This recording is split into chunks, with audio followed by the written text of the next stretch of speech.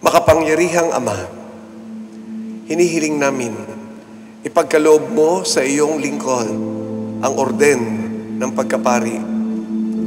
Pag-ibayuhin mo sa Kanya ang espiritu ng kabanalan, ang tungkulin na tinanggap sa iyo, O Diyos, para sa ikalawang antas ng pagkapari, ay Kanya nawang magampanan at maging halimbawa nawa siya ng ulirang pamumuhay para sa kapwa.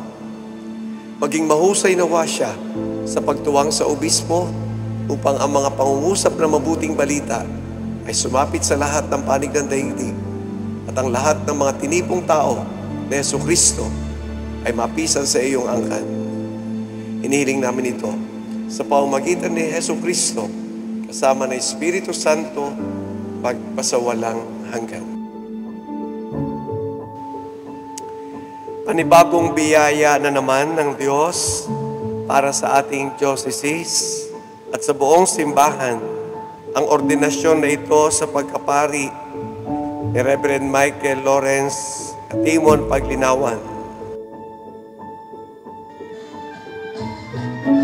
Ang pagkapari ng sino mang pari dito sa mundong ibabaw, at ito, Reverend Michael, magandang palaala sa iyo, ikaw ay magiging pari ngayong araw na ito. Ang pagkapari mo ay pakikibahagi lamang sa pagkapari ng ating Panginoong Jesucristo. A participation in the priesthood of Christ.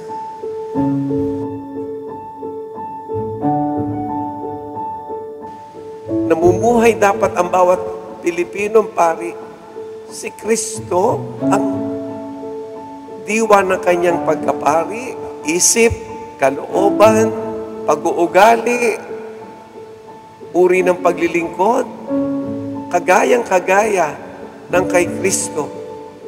Kaya sa araw ng ordinasyon, isang napakalalim na hiwaga ang nangyayari kapag pinatungan ng kamay ng obispo ang inoordinang pari at lulukob ang Espiritu Santo sa inoordinang pari, nangyayari yung hiwaga ng configuration to Christ. Configuration to Christ.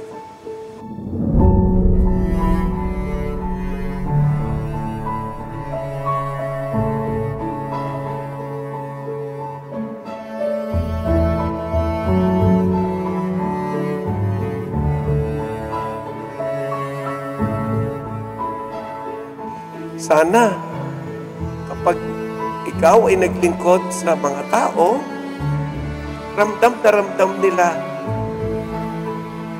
si Kristo na malapit sa kanila. Malapit si Jesus, ang dakila at walang hanggang pari sa sambayanan, lalo na sa mga taong iyong pinaglilingkuran.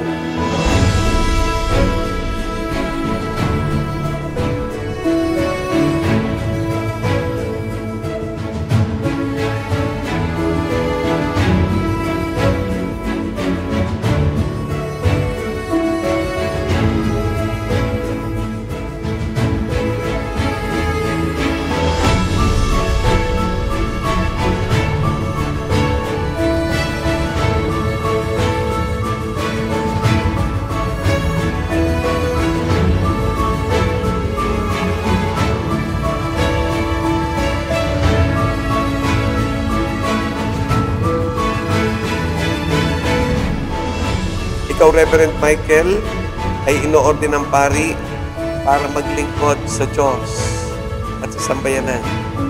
To serve. Priesthood is for service. Priesthood is not for entitlement.